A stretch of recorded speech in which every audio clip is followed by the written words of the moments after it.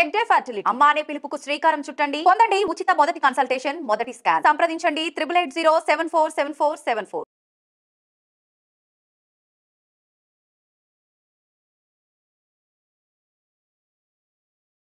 రాజశేఖర్ గారు, మీరు ఎస్ఐబీలో ఎక్కువ కాలం పనిచేశారండి. నేను అప్పుడు మీడియాలో ఉన్న టైంలో ఎక్కువగా మీరు ఎస్ఐబీలో ఉండడం, ఇప్పుడు రాష్ట్రంలో ఎక్కువగా మూమెంట్ అంతా కూడా నల్లమల్ల అవ్వచ్చు, లేదా ఉత్తర తెలంగాణలో ఎక్కువ ఉంటే మీరు ఎక్కువగా నల్లమల్ల మీద ఫోకస్ చేయడం, ఆ ప్రాంతంలో ఎక్కువగా పనిచేశారు.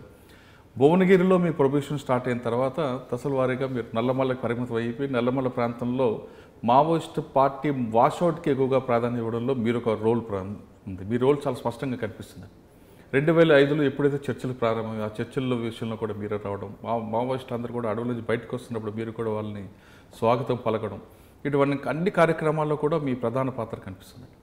అంటే మీరు డిపార్ట్మెంట్కి వచ్చినప్పుడు మూమెంట్ ఏ విధంగా ఉండేది, అప్పుడు ట్రెడిషనల్ క్రైమ్ ఎలా ఉండేది, ఇప్పుడున్న క్రైమ్ తేడా ఏంటి, ప్రజలకి పోలీసుల మీద మరింత నమ్మకం పెరగాలి, మరింత గౌరవం పెరగాలంటే ప్రజలకి పోలీసులు ఏ విధంగా ప్రజలతో మమ్మకం అవ్వడానికి ఏం చేయాలని అంశాలకు సమాధానం చెప్పే ముందు రాజశేఖర్ బాబు గారి కుటుంబ నేపథ్యం చెప్పండి. మా ఫాదరు టీచర్ అండి, అదేవిధంగా మదర్ కూడా షీఈ్ ఆల్సో ఏ టీచర్. నా wife she is a doctor, government doctor. తర్వాత ఇద్దరు పిల్లలు ఉన్నారు. My daughter she studied B Tech from IIT Mumbai. She is a chemical engineer and of course now she is preparing for civil service exam. మా అబ్బాయి వచ్చేసి MBBS final year అయిపోయింది. So that's it అండి, small family. And my sister she is working as MPDO in Kurnool district. మా brother వచ్చేసి he is a lecturer. I'm from Nellore district. There is a village called Buchireddypalem. I'm from that place. So this is my family history అండి. Okay, మీ family history అంతా కూడా highly educated కనిపిస్తున్నారు. మీరు ఏం చదువుకున్నారు, ఏం అవ్వాలనుకున్నారు, పోలీస్ ఎందుకు అయ్యారు? నేను I did my B Tech from SV college of engineering Tirupati during the years 87 and 91. తర్వాత I went to IIT Kharagpur for pursuing my M Tech. ఆ తర్వాత I worked in ECL for a small period, electronics corporation of India limited. And then I worked as a lecturer in Polaris Engineering College for about 4 years. Then I joined Group 1 service. IIT Kharagpur చదువుకున్న అందరూ కూడా లక్షల జీతాలు వచ్చే software జాబ్లోకి వెళ్ళకుండా మీరు correct.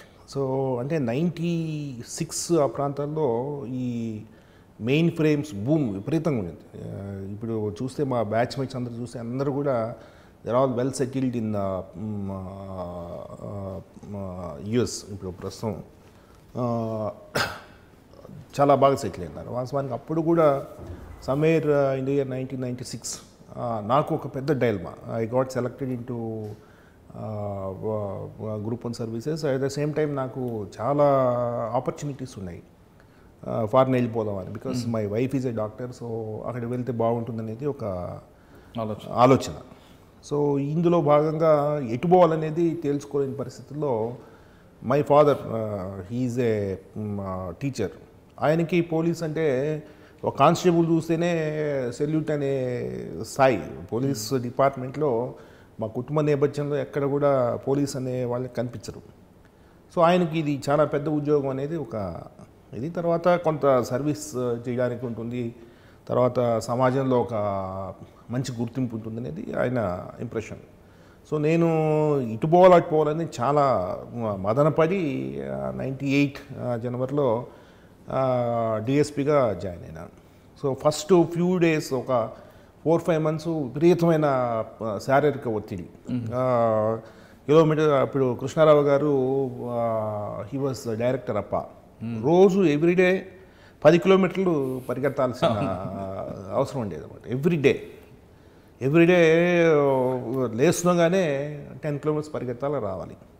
తర్వాత విపరీతమైన శారీరక శ్రమ. కానీ అనుకున్నప్పుడు ఎందుకు వచ్చాను అనుకున్నాం. ఒక 4 months అవుతున్నాం కానీ అసలు ఏంటిది మనం ఏం చదివాము, ఏం చేస్తున్నాము అనేసి. కానీ ఒక హోప్, ముందుకు వెళ్తే డిపార్ట్మెంట్లో చాలా సమాజానికి చాలా చేయొచ్చు అనేది ఒకటి, చాలా ఇన్నోవేషన్ చూపించవచ్చు అనేది ఒకటి. అంతా కూడా నాకు ముందే అప్పాలో ఉన్నప్పుడే కొంత అర్థమైంది. సో వాస్తవానికి అప్పుడు 98లో చాలా మావోయిజం కూడా పీక్లో ఉండేది, పీక్ ఉంది. చాలా పీక్ ఉండేది. తర్వాత అది కూడా చేరాలా వద్దా, మావోయిజం ఉంటుంది, సో ప్రాణాలకు వడ్డీ చేరాలా వద్దా, ఇటువంటివి నేపథ్యంతో ఇటువంటి కన్ఫ్యూజన్లో చేరాను. కానీ చేరిన తర్వాత కూడా ఒక 2-3 months ఎందుకు చేరానా, shall I quit this and get back US అనేసి అనుకున్నాను. కానీ నాకు 2 months అయిన తర్వాత ఈ రోజు వరకు కూడా పోలీస్కి ఎందుకు వచ్చాను అనేది నాకు అనిపించలేదు.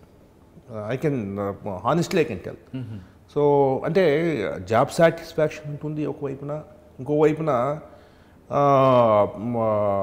నీ ప్రతిభ చూపించడానికి అవకాశాలు ఉంటాయి, అదేవిధంగా ప్రజల మెప్పు పొందడానికి అవకాశాలు ఉంటాయి, అదేవిధంగా నీ చదువుని సమర్థవంతంగా ఉపయోగించడానికి అవకాశాలు ఉంటాయి.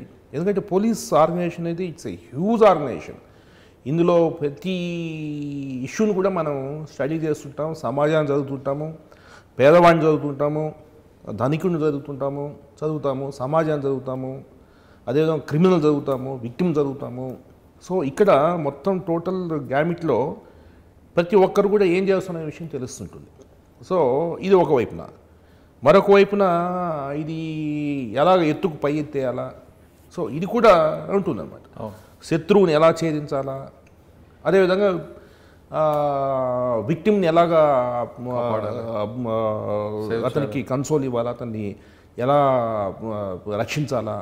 సో ఇలా మొత్తం ఉన్న దాంట్లో లైఫ్ అలాగే నడిచిపోతుంటుంది. అంటే ఎక్కడ కూడా మీకు పోలీసులో ఎందుకు చేరానా, అఫ్కోర్స్ కొన్ని ఇష్యూస్లో ఉంటుంది, పొలిటికల్ ప్రెజర్స్ అంటారు, తర్వాత పొలిటికల్ ఇంటర్ఫరెన్సు, తర్వాత బాసిజము, ఇవన్నీ ఉంటాయి, ఒకవైపు ఉంటుంది. కానీ ఓవరాల్గా చూస్తే ఇంత సాటిస్ఫాక్షన్ ఉద్యోగం మీకు ఎక్కడ దొరకదు. దట్ నేను గుండెల మీద చేసుకునేసి చెప్పగలను.